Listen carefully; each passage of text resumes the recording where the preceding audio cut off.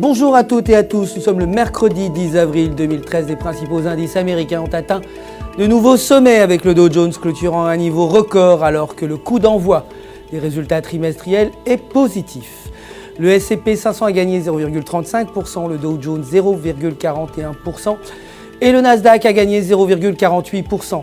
Goldman Sachs a bondi de 1,88% après qu'un procès de 147 millions de dollars contre la firme ait été rejeté.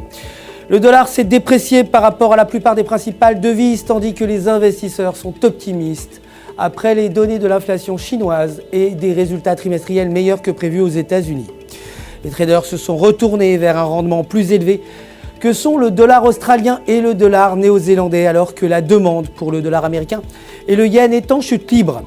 Le procès verbal des réunions du FOMC sera publié en même temps que le solde budgétaire fédéral. L'or s'est renforcé après avoir formé un schéma en tasse et poignée sur le graphique d'une heure. La hauteur de la coupe est de 40 $, ce qui signifie que l'or pourrait continuer à se renforcer et atteindre 1620 $. Le pétrole brut a gagné 0,5% et les matières premières se sont renforcées suivant les données de l'inflation chinoise. Selon le graphique journalier, le pétrole brut effectue un retournement haussier. La pression des acheteurs pourrait ramener le prix du pétrole à 96 $ le baril. Le nombre de stocks de pétrole sera publié aujourd'hui et pourrait apporter du changement quant au prix du pétrole. L'euro continue de se renforcer face au dollar américain alors que les données économiques chinoises et le sentiment d'optimisme incitent les investisseurs à se tourner vers des actifs à rendement élevé. La paire euro-yen est en condition de surachat. Selon le RSI journalier, se situe à l'extérieur des bandes de Bollinger, indiquant qu'un retracement devrait être proche. La paire euro-yen a une résistance à 130. Un croisement en dessous de 128,80 peut signaler le début d'un retracement, ce qui pourrait mener la paire à 127,00. Aujourd'hui, la production industrielle française est attendue à 0,6% contre moins 1,2% précédemment.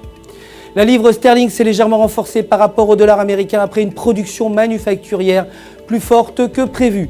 Celle-ci a augmenté de 0,8% contre 0,4% attendu, mais n'a pas été capable de pousser la paire livre US-dollar au-dessus de la résistance à 1,5350. Si la paire livre US-dollar passe en dessous du support à 1,5230, elle pourrait reprendre la tendance haussière. Aucune donnée économique majeure n'est attendue pour aujourd'hui. Voilà tout pour aujourd'hui. Je vous retrouve demain pour une nouvelle édition du Flash. D'ici là, restez bien sûr avec nous sur www.ufxmarkets.com/fr pour tous vos besoins de trading en ligne. Votre conseiller personnel est prêt à répondre à toutes vos questions. Le centre d'assistance au trading vous souhaite une excellente journée de trading.